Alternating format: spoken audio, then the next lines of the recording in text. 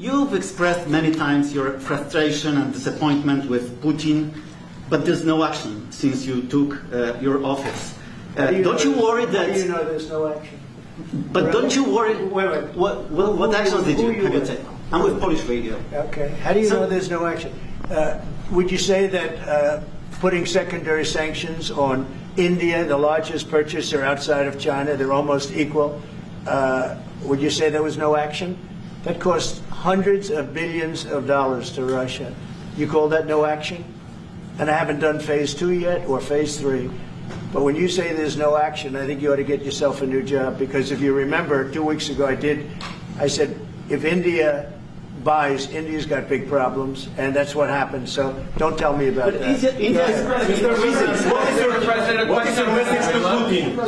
Right now, there have been survivors of Jeffrey Epstein speaking at a press conference on Capitol Hill. They're calling for these case files, these documents to be released. And Thomas Massie, who is sponsoring a discharge petition to get the House to vote on the release of those documents, says he doesn't believe you're implicated in these files, but many of your friends and donors may be, and he says that's why the Justice Department is redacting them and slow-walking the release.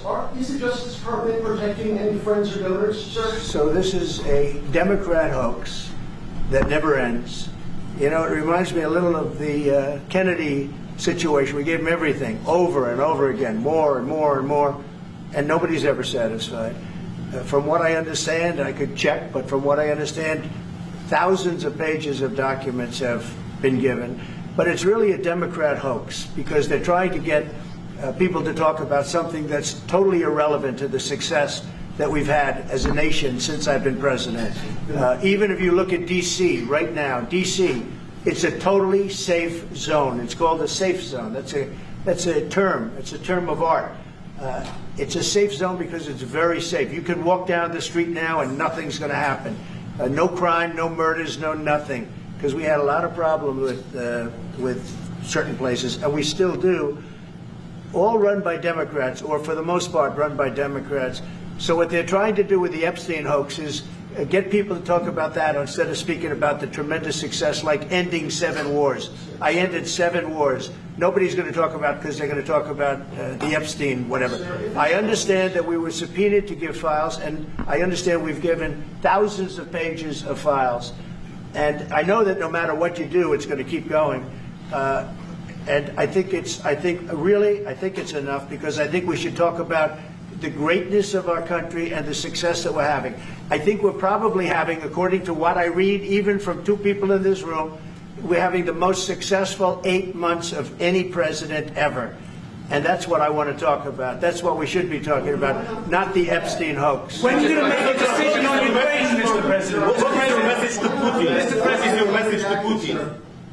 I have no message to President Putin. He knows where I stand, and he'll make a decision one way or the other. Whatever his decision is, we'll either be happy about it or unhappy. And if we're unhappy about it, you'll see things happen. Question on Venezuela. Can you give us a sense of what the U.S. policy, or what you're trying to achieve with the aircraft carriers, or the boats, I should say, in near Venezuela, and also the boat that you mentioned yesterday where 11 people were killed? What was found on that boat, and why were the men killed instead of taken into On the boat, you had massive amounts of drugs. We have tapes of them speaking. There was massive amounts of drugs coming into our country to kill a lot of people. And everybody fully understands that. In fact, you see it. You see the bags of drugs all over the boat. And they were hit. Obviously, they won't be doing it again. And I think a lot of other people won't be doing it again when they watch that tape. They're going to say, let's not do this. We have to protect our country, and we're going to. Venezuela's been a very bad actor. They've been, as you know, they've been sending millions of people into our country, many of them Tren de Aragua, some of the worst gangs, some of the worst people anywhere in the world in terms of gangs. And we had some in Washington, D.C. We took care of them very quickly, but they're out of here. They've gone.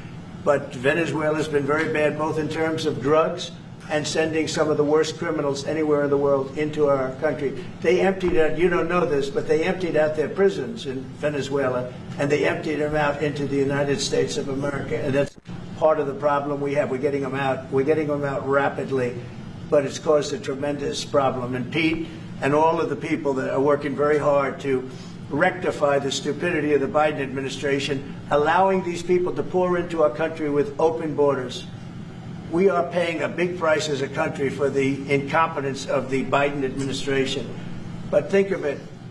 Opened up prisons, drug dealers, drug lords, everything coming out of Venezuela. They said, and we said, we're not going to put up with it anymore. So Venezuela has been one of the worst actors in the whole group, and we have a group of pretty bad actors. Are you wanting to force Maduro out of power? Go ahead. Yeah, thank you, Mr. President. At the end of this month, the government or the Congress has to pass a budget. Do you think we can avoid a government shutdown? Yeah, I do. I think the Republicans will vote for an extension. We won't have any Democrat votes. We could give the greatest budget ever. Tax cut of 50%, everybody taken care of, perfect for women, perfect for men, perfect for minorities, perfect for everything, and we wouldn't get one vote for the Democrats because they've lost their mind. They are so deranged. They have Trump derangement syndrome, and I don't want to burn the Republican Party with it, but they really are. They've become almost sick. They actually think there is a disease. It's called Trump derangement syndrome. They've got it. No matter what we did, no matter how good, you could give them everything that they've ever dreamed of, and you wouldn't get one vote. These are sick people, and I think we're going to have a tremendous midterm. We just approved the largest tax decrease in the history of our country. We have things, if you think of it, no tax on tips, no tax on Social Security for our seniors, no tax on overtime, deductions when you buy a car and you borrow money to buy a car. First time they've ever seen anything like this.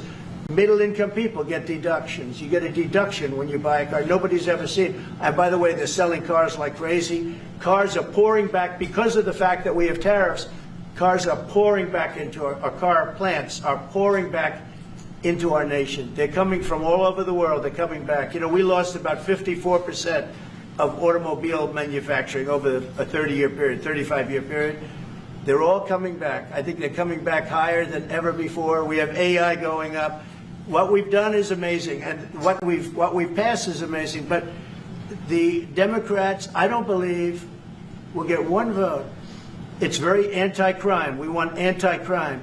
They're in favor of crime.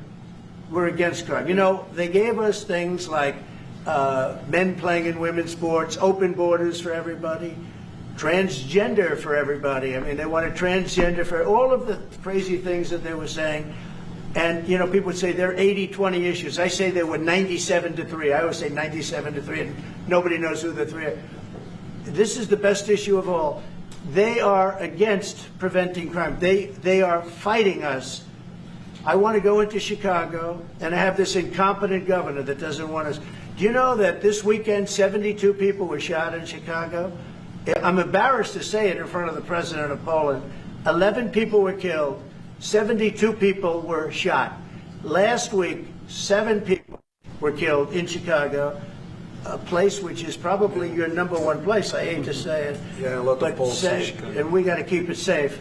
But 7 people were killed. The week before that, 5 people were killed, and 21 people were shot. This is in 3 weeks. So in 3 weeks, they lost almost 35 people were killed. It could have been stopped. If you look at Washington, D.C., 3 weeks ago, it was the same or worse. And now it's considered a totally safe zone. Restaurants are open. They're bustling. Restaurants, you have to see, restaurants were dying. Nobody wanted to go out. They didn't want to be attacked. They didn't want to be mugged. They didn't want to be attacked even in the restaurant. And you take a look at what's happened. Friends of mine that haven't gone to a restaurant in 4 years, one of them went out 5 times in the last 2 weeks to a restaurant with his family. They feel totally safe. Washington, D.C. is a totally safe city. You're not reporting any crime because there is none. They said crime is down 87%, and I said, no, it's not. It's down 100%. We have a great thing going. I could do that with Chicago. We could do that with New York. We could do it with Los Angeles. So we're making a determination now. Do we go to Chicago, or do we go to a place like New Orleans, where we have a great governor, Jeff Landry, who wants us to come in and straighten out a very nice section of this country that's become quite tough, quite bad. So we're going to be going to maybe Louisiana. and you have New Orleans, which has a crime problem. We'll straighten that out in about 2 weeks. It'll take us 2 weeks, easier than D.C. But we could straighten out Chicago. All they have to do is ask us to go into Chicago if we don't have the support of some of these politicians. But I'll tell you who is supporting us, the people of Chicago. And I sort of want them to let it be known they have incompetent people. A guy like Gavin Newsom, he's the governor of a state that if we didn't go into Los Angeles with our soldiers, with our National Guard, you wouldn't even be having the Olympics there. They were going to take it. And remember this, your top law enforcement officer in Los Angeles said, there's no way we could have done this without President Trump coming in with the troops. We saved Los Angeles and we saved the Olympics. Thank you very much.